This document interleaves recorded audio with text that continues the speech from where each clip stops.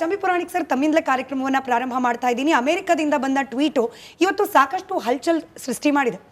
ರಷ್ಯಾದಿಂದ ಭಾರತಕ್ಕೆ ಆಯಿಲ್ ಖರೀದಿ ಮಾಡಲಿಕ್ಕೆ ನಾವು ಅನುಮತಿ ಕೊಟ್ಟಿದ್ದೇವೆ ಅಂತ ಹೇಳಿ ಅಮೆರಿಕ ಮಾಡಿರುವ ಒಂದು ಟ್ವೀಟ್, ಇದರ ಜೊತೆಗೆ ಭಾರತದ ಕೆಲವೊಂದಷ್ಟು ನಿರ್ಧಾರ ಇಡೀ ಯುದ್ಧದ ಪರಿಸ್ಥಿತಿಯಲ್ಲಿ ಅಮೆರಿಕದ ತಾಳಕ್ಕೆ ತಕ್ಕಂತೆ ಭಾರತ ಕುಣಿತಾ ಇದೆಯಾ ಅನ್ನೋ ಅನುಮಾನಕ್ಕೆ ಕಾರಣವಾಗ್ತಾ ಇದೆ.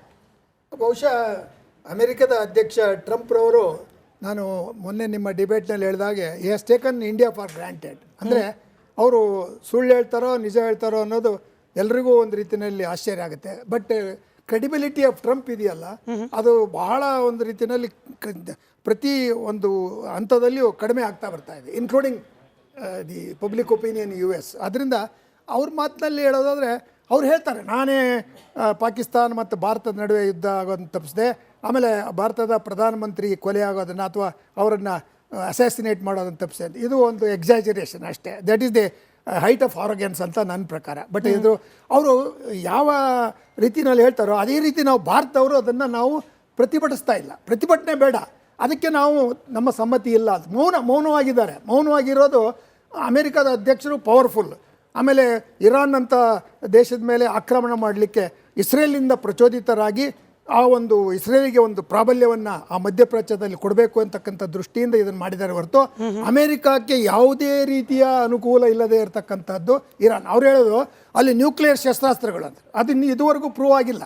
ಆಮೇಲೆ ಅವ್ರು ಹೇಳ್ತಾರೆ, ಇರಾನ್ನವರು, ನಾವು ಔಷಧಿಗೋಸ್ಕರ ಶಾಂತಿಯುತವಾಗಿ ಅಣುವ ಶಕ್ತಿಯನ್ನು ಬಳಸ್ತಾ ಇದ್ದೇವೆ ಅಂತ. ಸೊ ಈ ಒಂದು ಗೊಂದಲದಲ್ಲಿ ಮಾಧ್ಯಮಗಳು ಇದರ ಬಗ್ಗೆ ಸರಿಯಾದ ಬೆಳಕನ್ನು ಚೆಲ್ಲಬೇಕು. ನೀವು ಈ ಕಾರ್ಯಕ್ರಮವನ್ನು ಮಾಡೋದ್ರಿಂದ ನಿಮಗೆ ಅಭಿನಂದಿಸ್ತೇನೆ.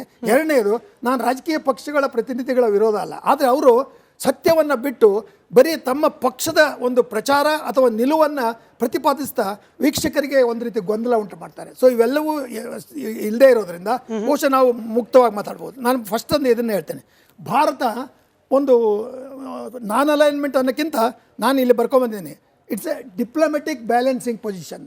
ಭಾರತ ಬ್ಯಾಲೆನ್ಸ್ ಆಫ್ ಪವರ್ ಅಂತಕ್ಕಂಥದ್ದನ್ನು ನೋಡಿದರೆ ನೀವು ಅಂತಾರಾಷ್ಟ್ರೀಯ ಮಟ್ಟದಲ್ಲಿ ದೊಡ್ಡ ದೊಡ್ಡ ಶಕ್ತಿ ರಾಷ್ಟ್ರಗಳ ಪೈಪೋಟಿ ಇರುತ್ತೆ, ಅದಿಲ್ಲ ಇವಾಗ.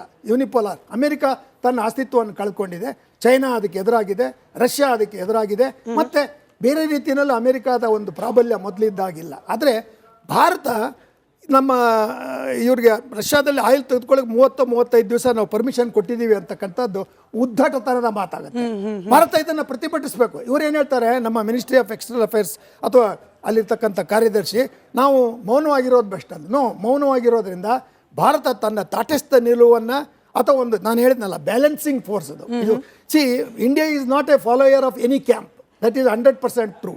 Even the present Modi government also is following. ಅದರಿಂದ ಅದು ಜೊತೆಗೆ ಇನ್ನೊಂದು ಪಾಯಿಂಟ್ ಹೇಳ್ತೀನಿ, ಇಸ್ರೇಲಿನ ಜೊತೆಗೆ ನಮಗೆ ಡಿಫೆನ್ಸ್ ಪಾರ್ಟ್ನರ್ಶಿಪ್ ಇದೆ. ಎರಡನೇದು, missile system, drone, intelligence cooperation ಬೇಕು. ನಿಜ, ಅವ್ರ ಹತ್ರ ಎಕ್ಸ್ಪರ್ಟ್ ಇದೆ, ನಾವು ತಗೋತೀವಿ. ಅದೇ ರೀತಿ ನಾವು ಇರಾನ್ನಲ್ಲಿ ಭಾಳ ವಿಶೇಷವಾದ ಸಂದರ್ಭ ಇದೆ. ಎನರ್ಜಿ ಸಪ್ಲೈ ಬಗ್ಗೆ ಇರಾನ್ ಜೊತೆಗೆ ನಮ್ಮ ವ್ಯವಹಾರ ಇದೆ, ಅದು ಮೊದಲಿಂದ ನಡ್ಕೊಂಬಂದಿದೆ. ಆಮೇಲೆ ಭಾರತ ಮತ್ತು ಇರಾನ್ ಇರಲ್ಲ, ಎರಡು ಬಹಳ ಪುರಾತನವಾದ ಸಿವಿಲೈಸೇಷನಲ್ ಒಂದು ರೀತಿಯ ಒಂದು ಸಂಬಂಧ ಇರತಕ್ಕಂಥ. ಆಮೇಲೆ ಯಾವತ್ತೂ ಇರಾನ್ ಭಾರತದ ವಿರುದ್ಧ ಕೆಲವು ಸಾರಿ ಖಮೇನಿ ಭೇಟಿ ಮಾಡಿದಾಗ ಕೆಲವು ಮಾತು ಹೇಳಿರ್ಬೋದು, ಆರ್ಟಿಕಲ್ 370 ಬಗ್ಗೆ, ಅದು ಬಿಡಿ, ಅವ್ರು ತಾತ್ಕಾಲಿಕವಾದ್ದು ಒಂದು ಪ್ರಚಾರಕ್ಕೋಸ್ಕರ ಮಾಡ್ತಾರೆ ಅಷ್ಟೇ. ಒಂದು ರೀತಿ ಅರಬ್ ರಾಷ್ಟ್ರಗಳಲ್ಲಿ ಸಿಂಪತಿ ಬರಲಿ ಅಂತ ಮಾಡ್ತೀವಿ. ಅಲ್ಲಿ ಇರಾನ್ ಇರುವುದೇ ಏಕಾಂಗಿ. ಇಡೀ ಒಂದು ವೆಸ್ಟ್ ಏಷ್ಯಾದಲ್ಲಿ ಇರಾನ್ ಶಿಯಾದ ಒಂದು ಏನು ರಾಷ್ಟ್ರ ಆಗಿದೆ, ಅದು ಎಲ್ಲ ಸುನ್ನಿ ರಾಷ್ಟ್ರಗಳೊಂದಿಗೆ ಪೈಪೋಟಿಯನ್ನು ಮಾಡ್ತಾ ಇದೆ. ಕಾರಣ ಏನು? ಇಸ್ರೇಲಿಗೆ ಇವರೆಲ್ಲ ಸಪೋರ್ಟ್ ಮಾಡ್ತಾ ಇದ್ದಾರೆ.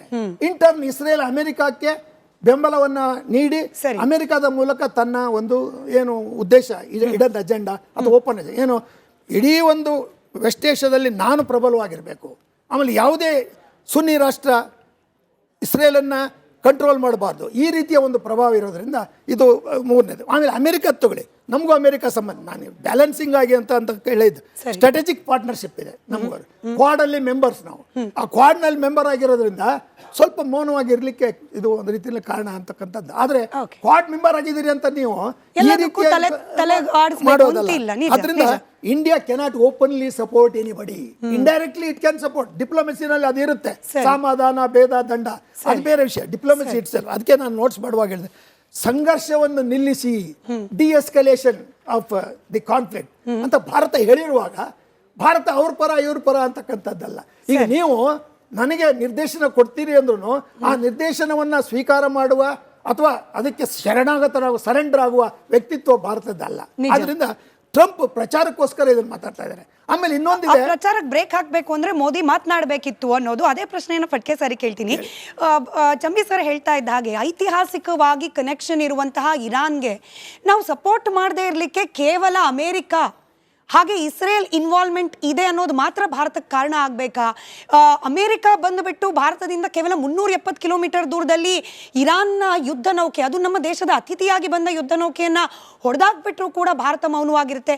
ಇವತ್ತು ಬಾಯಿಗೆ ಬಂದಾಗಿ ಟ್ವೀಟ್ನಲ್ಲಿ ನಾವು ಪರ್ಮಿಷನ್ ಕೊಟ್ಟಿದ್ದೀವಿ ಭಾರತಕ್ಕೆ ಅನ್ನೋ ರೀತಿಯಲ್ಲಿ ಅಮೇರಿಕ ಮಾತನಾಡ್ತಿದ್ರು ಕೂಡ ಸುಮ್ಮನೆ ಇರುತ್ತೆ. ಕೇವಲ ನಾವು ಇಸ್ರೇಲ್ ಹಾಗೆ ಅಮೇರಿಕಕ್ಕೆ ಬೆಂಬಲವಾಗಿ ನಿಂತಿದ್ದೀವಿ ಅಂತ ತೋರಿಸ್ಕೊಳ್ಳಿಕ್ಕೆ ಭಾರತ ತನ್ನ ಸ್ವಂತಿಕೆಯನ್ನು ಅಸ್ತಿತ್ವವನ್ನು ಕಾಂಪ್ರಮೈಸ್ ಮಾಡ್ಕೊಂಡಿದೆ ಅನ್ನೋ ಹಂತಕ್ಕೆ ಹೋದ್ರು ಮೌನ ಬೇಕಾ ಅಂತ ಹೇಳಿ. ಸಾಕಷ್ಟು ಪ್ರಶ್ನೆಗಳನ್ನ ಕಾಂಟ್ರವರ್ಸಿಸ್ನ ನೀವು ಒಂದೇ ಪ್ರಶ್ನೆನಲ್ಲಿ ಕೇಳಿದ್ದೀರಿ. ಒಂದೊಂದಾಗಿ ಉತ್ತರ ಕೊಡೋಣ. ಈಗ ಫಸ್ಟ್ ಮೊದಲನೇದಾಗಿ ನೀವು ಕೇಳಿದ್ದಂಥದ್ದೇನು, ಅಮೆರಿಕಾದವ್ರು ಹೇಳಿದ್ದಾರೆ ಭಾರತಕ್ಕೆ ನಾವು ಪರ್ಮಿಷನ್ ಕೊಟ್ಟಿದ್ದೀವಿ ಅಂತ ನೀವು ಹೇಳಿದ್ರಿ. Actual wordings of the tweet ನಾವು ನೋಡಬೇಕು. ಮೊದಲನೇದು, ನಾನು ಅಂದರೆ ಕಾನೂನು ವಿದ್ಯಾರ್ಥಿನೂ ಹೌದು, ಅಡ್ವೊಕೇಟು ಹೌದು. ಈಗ ಒಂದು ಟ್ರೀಟಿ ಅದು ಫೈನಲೈಸ್ ಆಗ್ತಾ ಇದೆ ಭಾರತಕ್ಕೆ ಮತ್ತೆ US-ಗೆ, ಹಾಗೆ ಭಾರತಕ್ಕೆ ಮತ್ತೆ ಯುರೋಪಿಯನ್ ಯೂನಿಯನ್ಗೂ ಫೈನಲೈಸ್ ಆಗ್ತಾ ಇದೆ. ಈ ಎಲ್ಲ ಟ್ರೀಟಿಗಳಲ್ಲಿ ಒಂದೊಂದು ಪಾರ್ಟಿಯ ಜವಾಬ್ದಾರಿ ಏನು, ಅದಕ್ಕೆ ಬಾಧ್ಯತೆ ಏನು, ಅದರ ಹಕ್ಕುಗಳೇನು, ಯಾವುದೇ ಕಾಂಟ್ರಾಕ್ಟ್ ತಗೊಳ್ಳಿ ನೀವು, ಹಾಗೆ ನಾವು ನೋಡಬೇಕಾಗತ್ತೆ. ಈಗ ಟ್ರೀಟಿನಲ್ಲಿ ಒಂದು ಹೇಳ್ತಾರೆ ಅಂತ ತಿಳ್ಕೊಳ್ಳೋಣ. ಇವಾಗ ಒಂದು business treaty, these are all economic treaties, ಆಯ್ತಾ? ಈಗ ಅವ್ರು ಹೇಳ್ತಾರೆ ನನ್ನ ಕಾಂಪಿಟೇಟರಿಂದ ನೀವು ಏನಾದರೂ ವಸ್ತು ತಗೊಳ್ಳೋದಾದ್ರೆ ಆವಾಗ ನಾವು ಇದಕ್ಕೆ ಒಪ್ಪಲ್ಲ, ಅಥವಾ ನಮ್ಮ ಕಾಂಪಿಟೇಟರ್ನಿಂದ ನೀವು ತಗೊಂಡ್ರೆ ನಾವು ಇಷ್ಟ ಅದರ ಮೇಲೆ ನಿಮಗೆ ಇದನ್ನು ಹಾಕ್ತೀವಿ, ಅಥವಾ ಅದರ್ ಕಂಡೀಷನ್ಸ್ ವಿಲ್ ಅಪ್ಲೈ ಅಂತ ಹೇಳ್ತಾರೆ ಅಂತ ತಿಳ್ಕೊಳ್ಳೋಣ. This is very natural in any treaty or contract between business entities. ಇಲ್ಲೆಲ್ಲ ಟ್ರೀಟಿ ಆಗ್ತಾ ಇರೋವಂಥದ್ದು ಫಾರ್ ಬಿಸ್ನೆಸ್ ಪರ್ಪಸಸ್. ಇದು ಮೊದಲನೇದು ನಾವು ಅರ್ಥ ಮಾಡ್ಕೊಳ್ಬೇಕು. ಅಂದರೆ ದೀಸ್ ಆರ್ ನಾಟ್ ಲೈಕ್ ಏನೋ ಇಂಟರ್ನ್ಯಾಷನಲ್ ಶಾಂತಿ ಒಪ್ಪಂದನೋ ಅಥವಾ ಮಾರಲ್ಲು ಐಡಿಯಾಲಜಿ ಇದ್ರ ಮೇಲಾಗಿರುವಂಥ ಒಪ್ಪಂದಗಳಲ್ಲ. UN ಚಾರ್ಟರ್ ಥರನೋ ಅಥವಾ ಹ್ಯೂಮನ್ ರೈಟ್ಸ್ ಕನ್ವೆನ್ಷನ್ ಥರನೋ ಆ ಥರದ್ದಲ್ಲ. ಇದೆಲ್ಲ ಬಿಸ್ನೆಸ್ ಒಪ್ಪಂದಗಳು ಅಂತ ನಾವು ಮೊದಲು ಸ್ಪಷ್ಟ ಇಟ್ಕೊಳ್ಬೇಕು. ಬಿಸ್ನೆಸ್ ಒಪ್ಪಂದಗಳಲ್ಲಿ ಲಾಭ ನಷ್ಟ ಮುಖ್ಯನೇ ಹೊರತು ಐಡಿಯಾಲಜಿ ಮುಖ್ಯ ಅಲ್ಲ. ಇದು ಮೊದಲನೇದು ಇಟ್ಕೊಳ್ಬೇಕು. ಆಮೇಲೆ ಅವ್ರು ಹೇಳಿರೋದೇನು, ವೇವರ್ ಅಂತ ಹೇಳಿದ್ದಾರೆ. Waiver is different from permission in legal language. We are treating it as a treaty, a business treaty. ಅಂದ್ರೆ ವೇವರ್ಗೂ ಪರ್ಮಿಷನ್ಗೂ ಬಹಳ ದೊಡ್ಡ ಡಿಫರೆನ್ಸ್ ಇದೆ. ಅಲೋ ಅಂತ ಇದೆಯಲ್ಲ ಸರ್, ಈ ಅಲೋ ಅನ್ನೋ ಪದಾನೇ ಈಗ ಸಾಕಷ್ಟು ಚರ್ಚೆಗೆ ಟ್ವೀಟ್ ಅದನ್ನ ಹೇಳ್ತೀನಿ. ಇದೆ ಟ್ವೀಟ್ ನಲ್ಲಿ ಇದೆ. The second part of the tweet, if I'm correct, 30 days waiver to allow Indian refiners to purchase Russian oil ಅಂತ ಹೇಳಿ ಟ್ರೆಜರಿ ಸೆಕ್ರೆಟರಿ ಅನ್ನೋ ಒಂದು ಟ್ವೀಟ್ ಇಂದ, ಟ್ವಿಟರ್ ಖಾತೆಯಿಂದ ಬಂದಿರತಕ್ಕಂತ tweet. Waiver to allow Indian refinery. Waiver to allow ಅಂತ ಅಂದ್ರೆ ಏನು? ನಾವು ಟ್ರೀಟಿ ಮಾಡ್ಕೊಂಡಾಗ ನಾವು ಒಂದಿಷ್ಟು ಕಂಡೀಷನ್ಸ್ ಹಾಕಿರ್ತೀವಿ, ಇಂತಿಂತದ ನೀವು ಮಾಡಬಾರ್ದು, ನೀವು ಮಾಡಿದ್ರೆ ನಾವು ಬೇರೆ ಕಂಡೀಷನ್ಸ್ ಹಾಕ್ತೀವಿ ಅಂತ ಇರುತ್ತೆ ಅಂತ ತಿಳ್ಕೊಳ್ಳೋಣ. ಓಕೆ, ಆವಾಗ ನಾವು ವೇವ್ ಮಾಡ್ತೀವಿ, ವಿ ವೇವ್ ದಟ್ ಕಂಡೀಷನ್ ಅಂತ ಅಂತೀವಿ. ತಾತ್ಕಾಲಿಕವಾಗಿ ನಾವು ವೇವ್ ಮಾಡ್ತೀವಿ ಅಂತ ಅಂದ್ರೆ ಏನು, ಆ ಕಂಡೀಷನ್ಸ್ನ ಇಷ್ಟು ದಿವಸದ ತನಕ ಸಸ್ಪೆನ್ಷನ್ ಅಲ್ಲಿ ಇಡ್ತೀವಿ ಅಂತ. ಪರ್ಮಿಷನ್ ಕೊಡ್ತಾ ಇದ್ದೀವಿ, ನೀವು ಬೇಕಾದ್ರೆ ಮಾಡ್ಕೊಳ್ಳಿ ಅಂದ್ರೆ ನನ್ನ ಪರ್ಮಿಷನ್ ಮೇಲೆ ನೀವು ಇದೀರಿ ಅಂತಲ್ಲ. India can take the waiver, not take the waiver, even without a waiver, even if it does. ನನಗೆ ಇದೇನೇನೋ ಕಂಡೀಷನ್ ಹಾಕ್ತಾ ಇದ್ದೀರಿ, ನೀವು ಕಂಡೀಷನ್ ಹಾಕೊಳ್ಳಿ. If I am not bothered about it, I can still do business with Russia, which India is still doing. ಇವತ್ತಿನವರೆಗೂ Russian ಆಯಿಲ್ನ one of the highest ನಮಗೆ supplies ಬರ್ತಾ ಇರೋದು ರಷ್ಯನ್ ಆಯಿಲೇ. ಅಮೇರಿಕಾದವ್ರು ಏನೇ ಕಂಡೀಷನ್ಸು ಅಥವಾ ನಮ್ಗೆ ಹೀಗೆ ಬೇಕು ಹಾಗೆ ಬೇಕು ಅಂತ ಅವ್ರ ಅಪೇಕ್ಷೆಗಳನ್ನು ಹೇಳ್ತಾ ಇದ್ರು, India is still importing 1.1 million barrels. ಸರಿ, ಆಯ್ತಾ? ಆದ್ರಿಂದ ಇದು ಪರ್ಮಿಷನ್ ಅಂತ ನನಗೆ ಅನ್ಸೋ ಪ್ರಕಾರ ಅದು ಪರ್ಮಿಷನ್ ಅಲ್ಲ. ಅನ್ಸೋದೇನು, it is not the wordings of the tweet also. So there is no question of permission. And a sovereign nation will never take permission from another sovereign nation. ಆಯ್ತಲ್ಲ? ಮಾತಾಡದೇ ಇರೋದು ಇಷ್ಟೆಲ್ಲ ಅನುಮಾನಗಳಿಗೆ ಕಾರಣವಾಗ್ತಾ ಇದೆ, ಇನ್ನೂ ಒಂದು ಚರ್ಚೆ ಕಾರಣವಾಗ್ತಾ ಇದೆ. ಇದು ಎರಡನೇ, ಭಾರತದ ಮೌನಕ್ಕೆ ಕಾರಣ ಏನು? ಅದನ್ನು ಹೇಳ್ತೀನಿ.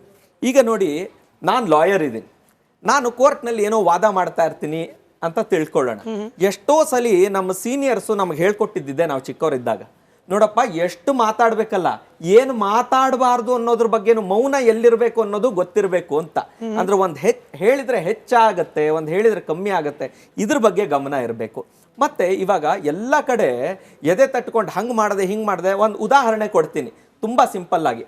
ಅಜರ್ಬೇಜಾನಿನ ಮುಖ್ಯಸ್ಥರು ಪ್ರೆಸಿಡೆಂಟ್ ಅಂತ ಇಟ್ಕೊಂಡು, ಅವರು ಖಮೇನಿ ತೀರ್ಕೊಂಡಾಗ ಫಸ್ಟ್ ಹೋಗಿ ನಮ್ಮ ಸಹೋದರರು ಇವರನ್ನ ಕೊಲೆ ಮಾಡಿದ್ರು ಅಮೆರಿಕಾದವರು, ನಾನು ಹೋಗಿ ಅದಕ್ಕೆ ಇದನ್ನ ಮಾಡ್ತೀನಿ, ಪ್ರತಿಭಟನೆ ಮಾಡ್ತೀನಿ ಅಂತೆಲ್ಲ ಹೇಳಿ ಕಂಡೋಲೆನ್ಸ್ ಎಲ್ಲ ಬರೋದು. ಮಾರನೇ ದಿವಸ ಅಜರ್ಬೇಜಾನ್ ಮೇಲೆ ಮಿಸೈಲ್ ಅಟ್ಯಾಕ್ ಆಯ್ತು ಇರಾನ್ ನಿಂದ. ಸರಿ, ಎದೆ ತಟ್ಕೊಂಡಿದ್ದೇನು, ಅವಮಾನ ಆಗಿದ್ದೇನು ಅಲ್ವಾ?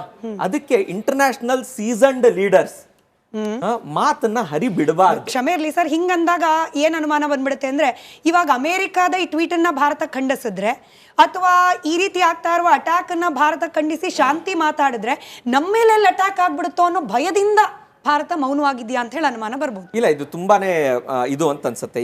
ಎರಡು ವಿಷಯ. ಒಂದು ಅಂತಂದ್ರೆ ಈ ಕಾನ್ಫ್ಲಿಕ್ಟಿಗೂ ಭಾರತಕ್ಕೂ ಯಾವ ಸಂಬಂಧನೂ ಇಲ್ಲ. ನಾವೇನೋ ಹೇಳಿದ್ರೆ ಅವ್ರು ಇನ್ಯಾರ ಮೇಲೆ ಅಟ್ಯಾಕ್ ಮಾಡ್ಬಿಡ್ತಾರೆ ಅಂತ ಅದು ಆಗೋದಿಲ್ಲ. ಮತ್ ಭಾರತದ ಒಂದು ಏನು ಸ್ಟೇಚರ್ ಜಗತ್ನಲ್ಲಿ ಇದೆಯಲ್ಲ, ಅದಕ್ಕೂ ಅವ್ರು ಏನೋ ಬಂದು ಅಟ್ಯಾಕ್ ಮಾಡ್ಬಿಡ್ತಾರೆ ಅನ್ನೋದು ಅದು ತೀರಾ ಹಾಸ್ಯಾಸ್ಪದ ಅಂತ ನನಗನ್ಸುತ್ತೆ, ಮೊದಲನೇದು. ಎರಡನೇದು, ಇಲ್ಲಿ ನಾ ಆಗ್ಲೇ ಹೇಳ್ದಂಗೆ ಈ ಟ್ವೀಟ್ ನಲ್ಲಿ ಯಾವುದು ಪರ್ಮಿಷನ್ ಅವು ಇವು ಅನ್ನೋದು ಏನೂ ಇಲ್ಲ. ಇದಕ್ಕೆ ಯಾಕೆ ರೆಸ್ಪಾನ್ಸ್ ಮಾಡ್ಬೇಕು? ವೇವ್ ನಮ್ಮ ಕಂಡೀಷನ್ ವೇವ್ ಮಾಡ್ತೀವಿ ಅಂತ ಅವ್ರು ಹೇಳ್ತಾ ಇದ್ದಾರೆ. We are fully entitled to take the waiver, not take the waiver, ಏನಾದ್ರೂ ಮಾಡಬಹುದು. ಅದನ್ನ we can decide on it and it will be decided. ಅದನ್ನ ಏನೋ ಶಂಖದಲ್ಲಿ ಊದಿ ಹೇಳಬೇಕು ಅನ್ನೋದು ಏನು ಅವಶ್ಯಕತೆ ಇಲ್ಲ ಅಂತ ನನ್ನ ಅಭಿಪ್ರಾಯ. ಇನ್ನೂ ಒಂದು ವಿಚಾರ ಇದೆ, ಏನು ಅಂತಂದ್ರೆ, ಈಗ ಹೇಳಿದ್ರಿ ಸಿವಿಲೈಸೇಷನಲ್ ಕನೆಕ್ಟ್ ಇದೆ ಇರಾನ್ಗೂ ಭಾರತಕ್ಕೂ ಅಂತ. ಈಗ ನೋಡಿ, ಸಿವಿಲೈಸೇಷನಲ್ ಕನೆಕ್ಟ್ ಯಾವಾಗಿರುತ್ತೆ? ಆ ಕಲ್ಚರು ನಮ್ಮ ಕಲ್ಚರು ಒಂದೇ ರೀತಿ ಆಗಿದ್ದಿದ್ರೆ ಆ ಕನೆಕ್ಟ್ ಉಳಿದಿರುತ್ತೆ. ಇವತ್ತು